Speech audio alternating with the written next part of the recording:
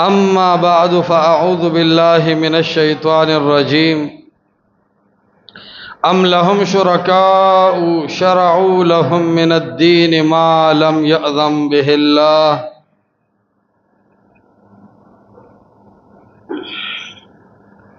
وقال النبي صلى الله عليه وسلم من عمل عملا ليس عليه أمرنا فهو رد د بدعاتو پرد کې مونږه مستقل خطبه کولې چې د الله تعالی دین په دوو طریقو محفوظ کیږي یو چې توحید راشي او شرک لاړ شي دا یو طریقه ده په دې د الله سبحانه و تعالی در علیګلی شوی دین محفوظ کیږي دویم دا چې سنت راشي او بدعت لاړ شي د شرک موجودګۍ کې اسلام نشتا او د بدعت په موجودګۍ کې اتباع د محمد رسول الله علیه السلام نشتا نو توحید او سنت دا استقامت ضروری دی او رد شرک او د بدعت دا ضروری دی دین خلاصي نشتا او دا بدعت د په تلاش بغرض چې ځان ته وساتي د سلفو طریقه دا وا د سلفو د امت چې غیبا ځان د بدعاتو نه سخت بچ ساتو کوشش به دا او چې زه په هیڅ قسم بدعت کې مبتلا نشم بلکې د صحابه او طریقه هو دومره زیاته برابر وا ترمذی کې راځي سیدنا عبد الله ابن عمر له یو کس راغی او د چا سلام وتر ورسو چې ان فلانا يقرأ عليك السلام اے عبد الله ابن عمر پلار روانو ما پلان کی مولا راته وی چې عبد الله ابن عمر ته زما سلام ورسوا سیدنا ابن عمر سے وی بلغنی انه قد احدث وی ما ته چاویل دي چې دغه مولا بدعات شروع کړی دي وی تحقیقک فان کان قد احدث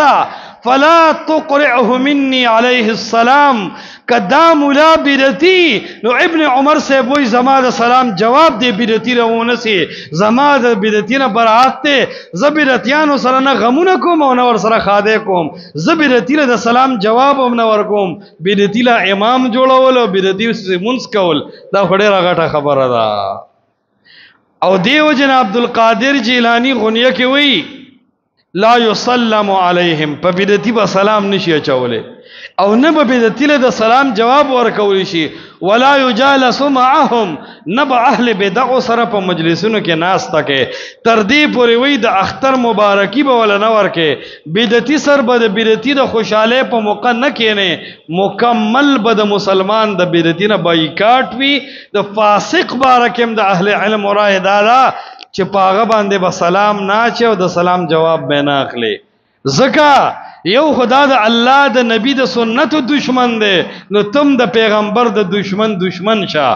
دویم اسنه د بدعتي د احترام د وجه د بدعتي سره مینه پیدا شي او د بدعتي د مینې د وجه چې ته بدعتي نشي خلک وی متحد المتحد خو متحد وی کنه نو نور مسله ورته جوړ شي دومره سلف احتیاط کړل چې د بدعتي سلام دیوانه غستی شي بیا په دې سلسله کې مونږه د دې استدلالات او شبهات ذکر کول چې دې ځنې شبهې د بدعاتو د جواز د لپاره استعمالي یره چې کدا سي نه داسي لہذا چې دا جایز دي نو دا شی هم جایز دي نو مختلفې شبهې دي او کله کله دی بدعت فی الدین او بدعت للدین نه پیژني احداث للدین او احداث فی الدین کې فرق نشي کوله نو ناشنا شبهه کوي یره وی د رسول الله په وخت کې خو لوډ سپیکر هم نو وی د رسول الله په وخت کې خو جاز هم نو وی د رسول الله په وخت کې خو مدرسې هم نه وي د رسول الله علیه السلام په وخت کې خو موټر سایکل هم نو وی چې د رسول الله په وخت کې یو شی نه یو هغه بدعتي بیا به لوډ سپیکر هم بدعتي بیا به جاز کې سفر هم بدعتي لہذا بیا به په موټر سایکل باندې سفر هم بدعتي بیا به د بجلی پروګرام هم وی بدعتي و ظالمانو دا خلق په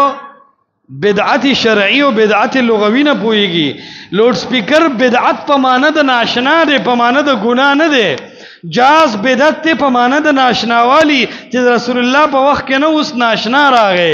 دا مدرسې دغه رنګي دا کتابونه دغه رنګي دا سورلې دا بدعت د په معنا د ناشناوالی او یو بدعت په معنا د گمراهۍ دی نو هغه ته بدعت فی الدین وای ځکه محمد رسول الله صلی الله علیه وسلم فرمایي من احدث فی امرنا لامرنا نوی فی امرنا هذا چا چې زما دین کې دنه یو بدعت رو باسو دا گمراهی دا او دا به مردودی او لوډ سپیکر په دین کې دنه نه دا د دین د پاره دی جاز په دین کې دنه نه دا جاز د دین د سفر د پاره دی دارنګي موټر سایکل دین کې دنه نه دی د دینی او د دنیاوی فائدو د پاره دی نو یو د پاره یو ورکی دا بدعات تقلید ته په دین کې راځته دی د دین د پاره دی نه دی راځته سلوختی ته په دین کې راځته دا سنت و نبات په جمع دعا بدعتی په دین کې راوسته را دارنګي قضا عمری مړی پس سلوختی هیله اسقاط عید میلاد النبی دا په دین کې دنه تا راځته دي دې ته بدعت شرعي وي دا گمراهی ده کم چې امور انتظامیه دي نو دی باندې څوک د ثواب نیت نه کوي ته عید میلاد النبی ته ثواب وې لوډ سپیکر ته څوک ثواب نه وي ته جنازې نه بعد په جمع دعا ته ثواب وې هوایی جهاز کې سفر ته څوک ثواب نه وي ته سهیل اسقاط ته او ته تقلید ته واجب او دین وې موټر سایکل باندې سفر ته او موبایل ته چا مستحب او چا د ثواب شي چا سنت نه دی ویلې نو بدعت هغه ته وي چې ته په دین کې جایز کې بدعت هغه ته وي چې ته په دین کې د ثواب د فار ذریعہ وګرځي او داسې طریقې وګرځي چې هغه الله او محمد رسول الله علیه السلام او سلف د امت نه کړي وته کې نه دا بدعت دی دیو جنا کتاب الاعتصام کې علامہ شاطبی اول جلد کې وای دی کې بدا خبريات ساتي چې تضاح الشریعه يقصد بالسلوك عليها المبالغه فی التعبد لله چې ته هغه کار کې او ته وای چې ما ته په الله ته نزدېکت حاصل شي په لوډ سپیکر څوک ځان الله ته نه نږدې کوي په هوایی جهاز څوک الله ته ځان نه نږدې کوي په موټر سایکل او موبایل څوک الله ته ځان نه نږدې کوي نو دا بدعت للدین دی دا احداث دی دا نوی شی دی دې ته گمراهی نشي ویلې خو په عید میلاد النبی ته الله ته ځان نږدې کوي او دا د نزدېکت طریقه نه ده د امام ابو حنیفه په تقلید ته ځان الله او رسول الله ته نږدې کوي او دا طریقه الله او رسول الله نه دی ویلې مړی پس درېما سلوختی او د جمعې د شپې خیرات الله رسول الله نه دی ویلې او ته په ځان دي ته نږدې کې نو دا هغه بدعت چې دا گمراهی ده لہذا بدعت لغوی او شرعي کې فرق دی احداث للدین او احداث فی الدین کې فرق دی بدعت للدین او بدعت فی الدین کې فرق دی د بدعت للدین د اثبات د وجه بدعت فی الدین نه ثابتېږي او د احداث للدین د جواز د وجنا احداث فی الدین نشي جایز کېده نو عرض مدا کو چې دا شبهه دي په دې باندې دا خلق د الله د نبی د سنت مخالفت کوي او ځان په گمراه کوي ناشنا شبهه به د اخلی بداونه وره دی وجنا چکل په سنت صحیح پو یا نه او لا صحیح تجربه په دین کې نشتا د اهل بدع او مجالس ولبنزي وجه دا د اسنه د بدعتي شبهه دا در باندې غالب شي نن سبا زمون سلفیان ګولان غټ عالمان صاحبان اغي د بدعتیانو سره نرم شوی دي یره چې منزور پسې کیږي دا وی صدمره خبره نه ده یا ساده ګوله ده تسوي یو مولا بونیر علاقه کې ویلو چې بدعتي پسې منس کیږي د اغازه اهل حدیث عوام لاړل جماعت المسلمین او منکرین حدیث ته شامل شو وای چې بدعتي پسې منس کیږي دا بیا مونږ ځان له جمعتونه ولې جوړو چې د پسې منس کیږي دې زما د رفع الیدین او امین د وجه زما خله ولا سره علماءتي کله وای یره دې سره میل میلاف جایز ده کله وای دا احناف چې دا زمونږ رونه دي دا تک ډیر وې چې زه سلف د امت ته ګورم او محدثینو ته ګورم هغه خلکو سره د جواز یو قول قدری وی چې داغي بدعت عقیده ته نه دی رسیدلی عمل کې دی دا دیوبندیان ځوانان او دا احناف باباګان ظالم دا هغه عقیده لري چې هغه عقیده د ابو جهل او د ابو لهب او د عتبه او د شیبم نه وي اغي الله یو غنو بر په اسمانو کې غنو قسم دې دا د وحدت الوجود عقیده لري د سپو خنزیرانو ټټوانو ونو بوټو کې دن ندی وی الله دې دا د دې وحدت الوجود والو کتابونه بده گوادي ځان تم الله وی مې تو مې زوی لا شی یما ز چې هغه ته یما ته چې وی هغه ز یما د دې دیوبندیانو کتابونه چې وګوره د دې ځوانانو وای سخ مشکل میں پنسا ہوں میں آج کل یا محمد کبریا فریاد ہے نو عرض دادے ناتونی کی وی سارے نبی تیرے در کے سوالی شاہ مدینہ وستا د در سوالیان یو حالن کې مونږ د رسول الله د در سوالیان یو کله الله د در عرض میدار چې دا خلق دا د عقیدو بیماران دي ها دعوت ولا ورکا دا زمونږ ډیره غټه غلطی ده مونږ ځنې ټیم دی حکومتي مسلو کې د حد نه زیات زمونږ ملګری سختی وکي حکومتونه ادارې دا سيزونه دومره چیلنج کی خپل صلاحیت د دې خلاف په منبر او محراب دومره استعمال کی چې هغه دعوت روان کی نو د هغه غلطۍ د وجنا چې حکومتي مشکلاتو کې ګیر شي بیا اهل بدع سره نرمي شروع کی دا زمونږ رونه دي جی دې سره تصویر وباسم دا حکومت ته نږدې دی چې زمو حکومت کې قریب شم یاره جی دې پسې مونږ جایز ده نه د حکومت په سختو کې ګوته مو ته صفرې ستا وس نشتا دویم دا چې فوج آرمی آیسائی ادارې هغه د رفع الیدین دشمنان نه دي هغه د امین دشمنان نه دي هغه که د رفع الیدین دشمن وي یا به د منبر او محراب نه دی مولا د هغه ذهن کې زهر اچولي چې د ملک خلاف نه کوي او ته هغه نه چیړې یقین وکړه چې دې ملک کې د سلفیت دا دعوت عام او آزاد دی هیڅ هم درته نه وایي کم ځای چې مسجد جوړه او کم ځای چې مدرسه جوړه حکومتي پابندي نشته که د ټول حکومتي سکولونو چوټي د اتوار پر ځي ته بیغم د جمعې پر ورځ ورکې ته هیڅ هم نه وایي جون جولای اگست دا د حکومتونو عامې چوټیانې د ادارې به بندي ته خو بیغم روزه کې چوټیانې وکړي په جون جولای کې د برت توکړي مدرسه د کولاوي نه یې سچونه تپوس کې نه د آرمی نه تپوس کې نه د نسوک تپوس کې غیر رجسٹریشن بلا مدرسې په دې ملک کې ګرځي نه پکې فوجان استادان کار ساتي نه پکې آرمی ماماګان نه سپیشل برانچ نه عیسائی ستا خلاف دا ادارې دومره نه دي څومره چې دا زهريله بدعتي ستا خلاف ده ادارې د رفع الیدین دشمنی نه کوي قسم ده چې مولا په منبر او محراب د رفع الیدین دشمن ده مولا ادارې د غیر مقلدیت او د سلفیت دشمنه ته نه دی ولاړه قسم ده په منبر او محراب ولاړ حنفی رور په منبر او محراب غږیدون کې مقلد ځوان په منبر او محراب غږیدون کې پنځپيري او بریلې په منبر او محراب غږیدون کې ریونډي او بریلې او نقشبندي دا د سلفیت دشمنان دي دا د رفع الیدین دشمنان دي دا د امین بالجهر دشمنان دي دا د توحید الاسماء والصفات کې ګوته وخون کې خلق دي دا سنت تم رکاوټ ته دا توحید تم رکاوټ ته نو الته حکومت سره سختی نه و بګار زموږ ځنه ځوانانو ولته سختی شروع کړه او دلته مقلدین باندې او د سنت په مسله کې سختی پکاروا نو دلته نرمي شروع کړه نو شی ته ټول ګډوډ دی حالان کې حکومتونو نه مونږ یریږو هم مجبور هم یو دا غي د مقابله وسعم نه لرو الته لګ غلیشه یا وګکته اوسه دا نه چې دا غي د ظلم تایید وکا خو لګ غلیشه الله به دې معاف کی خو که د بدعتي په بدعت غلی شوی الله دې نه معاف کوي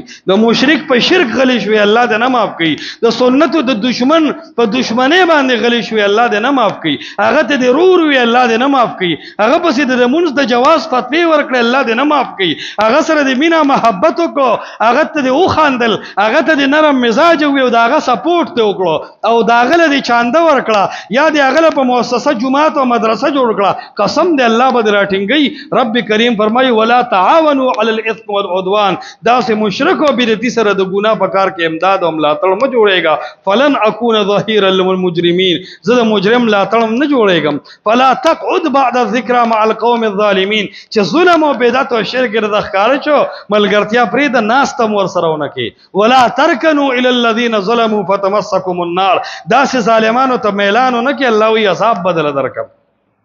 نو عرض مې دا کو د اهل بدعو نه خو کلک نفرت کو کنه ان شاء الله. دا هو زمونږ د وسه باروم نه ده کنه. او د الله د نبی په محبت کې ګوره څوک د الله د پیغمبر په زلفو مین دي، څوک د الله تعالی د نبی په سترګو باندې مین دي، څوک د الله د نبی په یو ادا مین دي. من وایو د الله د پیغمبر په زلفم ننګو کا، د الله د نبی په سترګو باندې ننګو کا، خو د الله د نبی په سنتو باندې ننګو کا.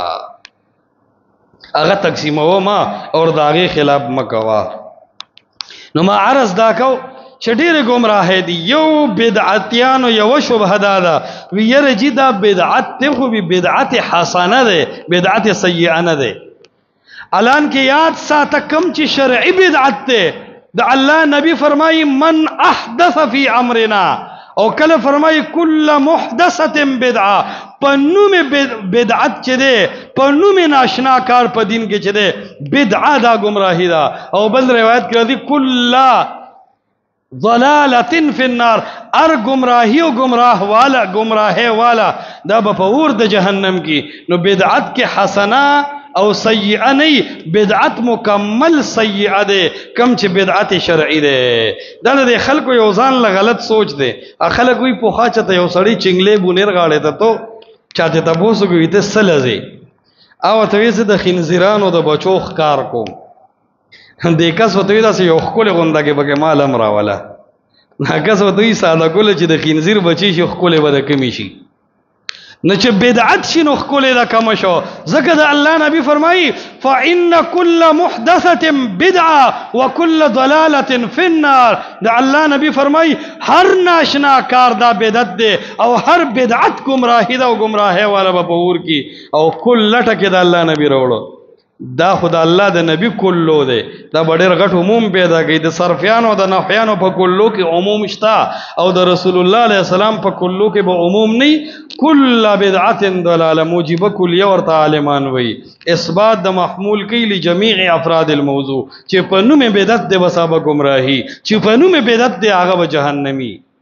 نو عرض مې دا کو چې بدعت کې حسنه او سیئه نه، دا د مولا خپل شپېشتي دي چې په دین کې ورکړی او د دې شپېشتي لپاره د سلويختي د مړي جایز کول غواړي، د مړي پسې لړمي الوا جایز کول غواړي، د مړي پسې هیل اسقاط او د جنازې دعاګانې او دارنګ سنت نه بعد په جمع دعاګانې جایز کول غواړي. نور په دې کې د دین څه فایده نشته. او دا یاد ساته د بدعتیانو یو پالیسی دا چې دا عوام دوکه کوي او دا په بدعتیانو کې د نفاق صفت ده. قرآن وی یخادعون الله والذین آمنوا. دی الله لم دوکه ور کوي او دی مؤمنانو لم دوکه ور کوي. په یو سړی باندې اومي سړی وي پاغه باندې زکات پرس شوی یو من او د استادجی اړه وتم پاتې وا. نو دوی چې دا خطبه منه جوړیږي من د استادجی اړه دا او من را باندې زکات ده. خدا یو من به استادجی لورکه مون به اړه شوم به زکات شي. سوچ وکړو. نو چې کله استادجی لورکو دا ستا اړه والا نو استادجی غریب مو په د باندې حق مو یم زکات شو مړه وشو. نو خلکو ته به وی ام الله دوکا کو ام استادجی دوکا کو. نو یخادعون الله والذین آمنوا. دا اهل بدع عوام سره چل کوي دوکه کوي. کله کله ناشنا مثالونه ور کوي. اسی وی تاسو نه تاسو کوما چې یو کوټه د کمره ده او په دې کمره سلور دروازې دي او دا سلور ور دروازې یو سړی نه مني. وای تاسو نه تاسو کوم چې دی به دې کور ته څنګه ځي. عوامو یاو کنه وی ګوره یو دروازه د امام ابو حنیفه د کور ته تللی د اسلام کور دی، یو د امام شافعی دروازه ده د اسلام د کور، یو د امام مالک دروازه ده، یو د امام احمد ابن حنبل دروازه ده. وی دا غیر مقلدین وکټوریان چې دي وی دا د سلور دروازې نه مني. وی تاسو نه تاسو کومه چې دی به د اسلام د کور ته په کومه دروازه دننه کیږي.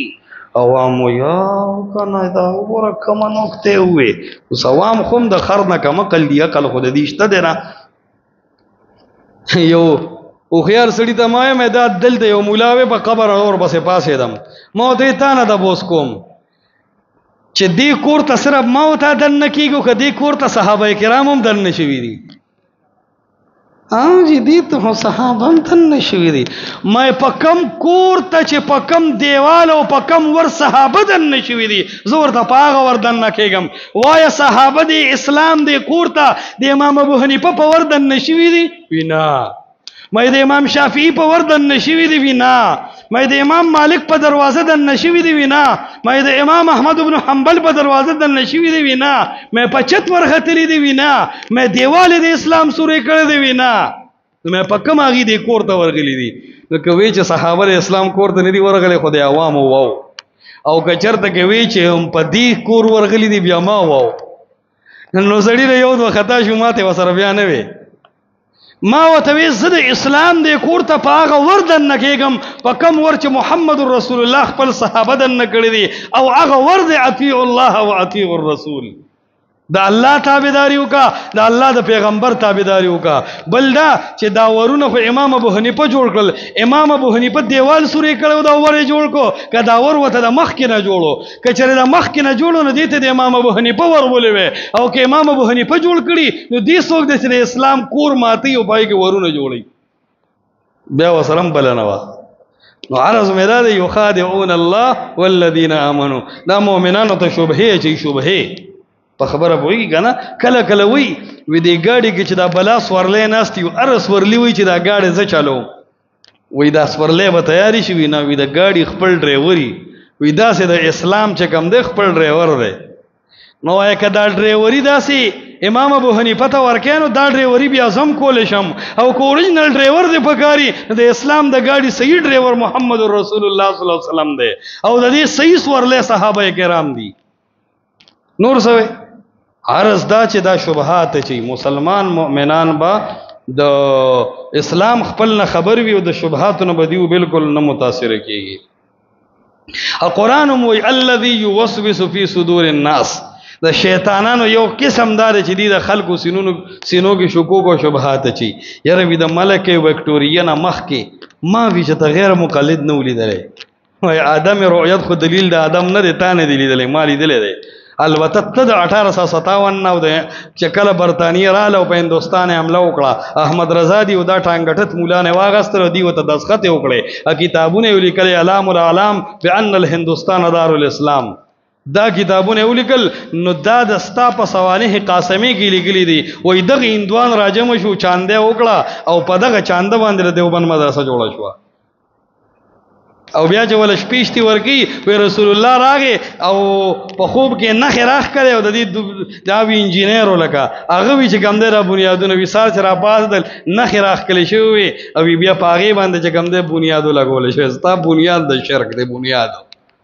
شی دی ټول د دغه ځای نه جوړ کړی دی او 2 او 4 دی جوړ کړي دي او د اهل حقو خلاف کې. حالانکه دا ټول خرابې خبرې دي، ناروا دي او د اسلام خلاف. دا د خلکو شبهات جوړ کړي دي، شبهات. یو ځای کې دلته زمونږ د اهل حدیثو باره کې د خلکو حکومت ته درخواست وکړو. یو شبهه او یو دسیسه د اهل بدعو داره چې یو ځای ته نوي اهل الحدیث لړ شي، تاڼه کې درخواست داخل کی سی چوتا و یره جی خوارج راغلی دي او دا وی بره خلکو سره راغلی دي، دي ته توریان وي او بس دا د ملک خرابوي او دا واغه دل د اهل حدیثو خلاف د ملګری راجم شول. نو ما یې سی چوتا وی دا څه چللې مل د پاکستان دشمن ملک کم یو دی و انډیا او بھارتو مل دا مولا چې دا دیوبندې دی، مې دیوبندې یو کنه دا ایسی چو مخ کو یاو دیوبندې یم مل دی د انډیا چې د پاکستان دشمن ملک دی، هغه د انډیا دین راړي ودل دی په پاکستان کې په مسلمانانو باندې مناوي، مل دا د پاکستان دشمن دی. مې سلفیان پاکستانیانو ته د قرآن پیغام ورکوي، سلفیان او اهل حدیث د پاکستان پزمکه د احادیثو د رسول الله علیه السلام دعوت ورکوي. نو د مؤمنانو د اسمکو اصل محافظین او د مسلمانانو د تربیت او د خويند میندو د لوفټو د عزت ساتلو اصل وارثان او حقدار اهل الحدیث دي، دا امن پسند دي. او د پاکستان دشمنان خو دا دیوبندیان ذکري چې انډیا د پاکستان دشمن ملک دی، دی هغه دیوبند چغي وي او هغه د دیوبند عقیده په پاکستان کې به خلکو نافذ کوي. مل دا اصل کې د پاکستان د ادارو دشمنان دي. مولا سره کېړې ترخ کې به پټکې لاس کې بیا معنی دی درې چې برابر دی کما. دا څه شبهې دي چې تاسو شروع کړي دي. عرض مې دا د حق خلاف اهل باطل او اهل بدع ناشنا ناشنا خبرې کوي خو موحدین او حق پرست خلق پکار دل چې د اهل بدع او د شبهونه متاثر نشي. یو طریقه د اهل بدع او صد مطلقات او عمومیات نه استدلال کول. یو مطلق د کتاب الله براوالی او داغې نه به استدلال کوي یره چې د سنتو نه بعد دعا شتا چې کوم ځای کې شتا الله په قران کې فرمایي چې ادعوني استجب لكم ما نه غواړئ زه قبلوم. وی دینه سنتو نه بعد دعا مراد شو مشر وی دینه خو دعا مراد شو دینه خو د سنتو نه بعد ټکی بګی نشته. دا خو ته د عام نه استدلال په خاص سره کې او د مطلق نه استدلال په مقید سره کې دا کومه کی سره جوړه کړی را. الله وی دعا وکي په دې ادعوني استجب لكم آیت د الله نبی او صحابه عمل کړي دی کنه دی کړي اغي په کړي دی اغي چې کله په دې آیت عمل کو د سنت نه پس اغي کړي دا یره نه دا کړي نو ولې اغي دا ادعوني استجب لكم آیت نه پیژندو چې اغي دا آیت پیژندو اغي سنت نه بعد په جمع دعا ولې نه کولا یره چې دا خو دلته دا خو خیرات ته نوې قران کې الله وجه سابقوا بالخيرات د یو بل په خیرات کې منډي وخه نو منډه خو باله و چې دا خېټه دی لګه کموي نو تا خو خېټه نه د چرګانو قبرستان جوړ کړی د روغه بيزه پکې راځي نو توس منډه والی شي وسابقوا بالخيرات راغله دي هغه خیراتونه کې جمعه پښ پيو کې خالي پښ پيو کې د سلوختي الحمدلله زمون خېټه الله به پیدا کړی دی لدا نو نور به رانه خوري نو دا د عمومیات نه استدلال دي. الله خو وی نیکو ته منډه وې اګه خیرات ته مراد شي نو خیرات په هغه طریقې په کومه طریقه چې محمد رسول الله صلی الله علیه وسلم کړی دی دیو جن اکثر ملګرو ته وام کله چې بدعتي د مطلق نه استدلال وکړو یا بدعتي د عام نه استدلال وکړو او یو خاص او مقید شی په ثابتې د نه بلند تاسو دا کې وې په دې آیت او په دې حدیث د الله نبی عمل کړو کنه وکړي په دې آیت او په دې حدیث سلف او صحابه عمل کړو کنه وکړي چې هغه د آیتونه منل او د احادیث منل د مقید عید میلاد النبی غول نه منو وی فبذلک فلیفرحوا دا الله د نبی پر اتلو خوشالي وکي لہذا عید میلاد ثابت شو. نو کو د دې آیت نه ثابتي کی دا آیت ټول صحابه منو کنه منو او خو چې یو صحابي په فبذلک فلیفرحوا آیت داسې عمل کړي چې دا هغه عمل نه عید میلاد النبی ثابتي کی دا غزا د میدان اس شی دی سره بیان نشتا. ځکه سیدنا عمر فرمایل دا بیرتیان دي خذوهم بالسنن دا الله د پیغمبر په حدیث د اهل بدع راټینګ کې دا د سیدنا عمر رسول دی او قسم دی ننم چې بیرتی ته پیش کا حدیث نو خېټه خرابيږي. نو عرض مې دا کو چې د مطلقات نه استدلال کول د عمومیات نه استدلال کول دا د اهل بدع یو شبهه ده. نو مسلمانان پکار دار چې دی د دې شبهونه متاثر نشي او دی کې د تمیز ماده وي تمیز خونند دنیا دی منډه او ترلې دی دنیا پرسته مسلمان دی حد رسول دی چې سم نه دی چې دین زده کینو د دین زده کولو ته د دین پیجندو ته مسلمان اوسګار نه دینو سم ورته نه دینو پکار دار چې مسلمان سره دومره ټیم ضرور وي چې دی د الله تعالی د دین زده کی صحیح او ضعیف خو خراب دا دی و پیجنی. یو طریقه د اهل بدع دارا چې بدعتي نه پیژني د استدلال او د شبهه یو طریقه دا د ضعیف احادیث نه استدلال کول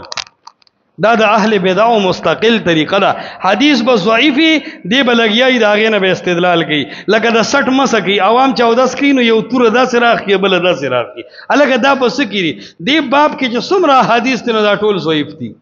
په التزام سره به دا خلق صلات تسبیح کوي الکه صلات تسبیح بارک احادیث ضعیف دي نفس جواز لري خو التزام بدعت ته په جمع کولو اهتمامونه کول غیر پر پند جوړول دا بدعت ته درنګ ګل اعمال د اهل بدع داسې دي چې هغه ضعیف روایتونه دي. اللهم انا نستعينك ونستغفرك ونؤمن بك ونتوكل عليك دا ټول ضعیف روایتونه دي ضعیف کما صلیت وسلمت ورستمت وترحمت دا ټول ضعیف روایتونه دي غیر قابل استدلال دي ساقط الاعتبار روایتونه دي. د بدعتي یو طریقه دارا دی به ضعیف روایت پسې زی د الله په نبی به دروغ جوړي او دغه بل تحقیق مادنی په ضعیف روایتونو پسې برواني د قبر سرخ پوته چې د تلاوتونه کوي دم ضعیف روایت باندې عمل کوي دارنګ د 15 شعبان روزه چې نیسی دام دي ضعیف روایتونو باندې عمل کوي. نو د بدعتي یو نه خلاده په ضعیف روایتونو عمل، د سلفي نه خلاده حدیث به چاڼ کوي، حدیث به تلی چې محدثین پاس کی دی به پاس کوي. دا یو طریقه ده. نو دا د دینم ځان ساتل چرته بدعتیانو په دې شبهه کې رانه شو چې په ضعیف حدیثونو باندې عمل شروع کو. نو یو مصیبت د بدعتي نه دی، یو مصیبت په بدعتي کې دا دی چې د خو ضعیف حدیث باندې عمل کوي، خو بل غټه لانجه دا ده چې د صحیح احادیث او تردید کوي او مقابله کوي. بالکل صحیح حدیث دی په مسلم کې چې د الله نبی ماسپهین او مازیګر منځونه یو ځای کړل او دا ټکی د من غیر خوف و مرض یا و مطر، نه بارانو نه مرضو نه سبل ټینشنو، بغیر د عذر نه د الله نبی دو منځونه یو ځای کړو. دا بالکل صحیح حدیث دی. اوس دا د صحیح حدیث دی مقابله کوي دا د قرآن خلاف دی. نسوار به دې کې چولی شونډې نه به داسې شی جوړ کړي لکه جرابې نه جپون دوتی او وا بناستی هغه ویره دا حدیث ضعیف دی او یا دا حدیث د قرآن خلاف دی. د صحیح احادیث رد کول دا د اهل بدع نشانی ده. دا رفع الیدین حدیثونه بالکل صحیح دي، یره دی نه کوي. یره د امین بالجهر روایتونه بالکل صحیح دي. قسم نه چې د قرآن عمومیات رالی او د صحیح حدیث د رسول الله صلی الله علیه وسلم پر رد کوي. فاتحه خلف الامام فصحیح احادیث ثابت ده، د قرآن عمومیات رالی او د صحیح احادیث د رسول الله صلی الله علیه وسلم پر رد کوي. نو کتاب الاعتصام کې شاطبی ذکر کوي چې د بدعتي د استدلال څو طریقې دي. نو یو طریقه د بدعتي د استدلال دا ده چې صحیح احادیث برت کوي د قرآن په عمومیاتو باندې. نو کوشش وکړئ چې د دې شبهې نه بچ شو موږ د اهل بدع. او یو ډیره خطرناکه شبهه چې هغه نن ډیره زیاته عامه شوې ده او اهل بدع ارزه کې ذکر کوي. نو یو شبهه د بدعتي دا ده، یو استدلال د بدعتي دا ده، وای دا حدیث د قرآن خلاف دی. دا حدیثو د قرآن خلاف دی. دا حدیثو د قرآن دا د اهل بدع او شبهه ده. او کله چې امام علامه شاطبی کتاب الاعتصام اول جلد 119 صفحه کې د اهل بدع 191 صفحه کې د اهل بدع رد کوي، نو یو باب تړي، باب فی ماخذ اهل البدع بالاستدلال. د اهل بدع او د استدلال او د غي د ماخذ باره کې ز باب تړم. نو یو باب دا ذکر کوي، هغه وی منه دعوى اهل البدع على الاحاديث الصحيحه مناقضتها للقرآن. چې د اهل بدع یو دعوه ده صحیح حدیث براوالی وی دا د قرآن خلاف دی. د پنجاب کې یو مولا د منکر حدیث مکتب فکر نه متاثره پنځ پیره خضر حیات استاد هغه کار دار چې حدیث د بخاری مسلم راشي وی دا د قرآن خلاف دی. دا د قرآن خلاف نه دی، دا ستاد حنفیت او د اعتزال د منګړت اصول خلاف دی. دا د قرآن خلاف نه دی، دا ستاد پلاستیکی او د نسواری ذهن خلاف دی. د محمد رسول الله علیه السلام داسې حدیث چې آپ بخاری او مسلم کی او امت د محدثین قبول کی، دا د قرآن خلاف چر نشی راتلی، نه دا د عقل سلیم خلاف راتلی شي. ستاد عقل علاج پکار دی، د حدیث علاج نه دی پکار. نو دا د دې یو شبهه ده، وی حدیث د قرآن خلاف دی. الان کې په ظاهر کې حدیث د قرآن خلاف شي هم رد بنئ، ځکه کله کله د یو آیت په ظاهر کې د بل آیت خلافي. نه کچرته حدیث د قرآن په مخالفت کې رد کې بیا چې دو آیتونه د یو بل خلاف راشي بیا به یو آیت منی او بل نه منی، نو ملازمه راځي د ابطال د قرآن سره او طالبات مقدمه مثل بل بطلان دی. نو عرض مې دا کو چې دا د دې یو ډیر عجیبه. او بیا شاطبی صاحب مثال هم ورکوي، وی لکه د رجم مسله ده، پرویزیان او منکرین حدیث رجم نه مني. وی الله تعالی خو په قرآن کې صرف درې ذکر کړی چې یو سل درې یو، نو وی دا کم ځای ویلي چې رجم یې کا، لہذا وی د رجم احادیث د قرآن خلاف دي. نو دا د منکرین حدیث شبهه ده. ته چې وې چې د الله تعالی نبی فرمایلی دی چې امام پس فاتحه وایا او صحیح حدیث دی، وی ټیک د چې بخاری او مسلم کې د حدیثو خو دا د قرآن خلاف دی چې فاستمعوا له وانصتوا. ته چې ورته وې رفع الیدین کوا، وی ټیک د خو دا د قرآن خلاف دی چې الذین هم فی صلاتهم خاشعون وقوموا لله قانتین. چې ته ورته وې چې جمع بین الصلاتین په ایمرجنسي کې کوا وی ټیک د احادیث به ثابت وي خو دا د قران خلاف دي چې ان الصلاه كانت على المؤمنین کتابا موقوتا چې ته ورته وې چې الک قرع النعال د خپو کشار اوریدل په دغه لک ځای کې د قیو سما د الله نبی ثابت کړی دا یسمع قرع نعالهم یا وغیرہ دا سے نور الفاظ چې راځي نو وی ټیک د حدیث په بخاری کې د سند هم صحیح دی خو وی دا د قران خلاف د چې انک لا تسمع الموتى دا ټول خبرې د منکرین حدیث دي چې دی وی دا حدیث صحیح دی په سند محدثین هم قبول کړی دی خو وی د قران خلاف دی دا د اهل بدع طریقه ده چې صحیح حدیث ته د قران خلاف وی علامہ شاطبی کتاب الاعتصام کې دغه خبره ذکر کړی ده نو عرض مې دا کو چې د اهل بدع او نزان ساتل د مسلمانانو لپاره ضروری خبره ده مسلمان به خپل دین نه د قران حدیث اسلام نه خبري الله تعالی دې په موږ تاسو کې صحیح د سنت مینه پیدا کی او الله تعالی دې موږ د بدعات نه وساتي هذا وبالله التوفیق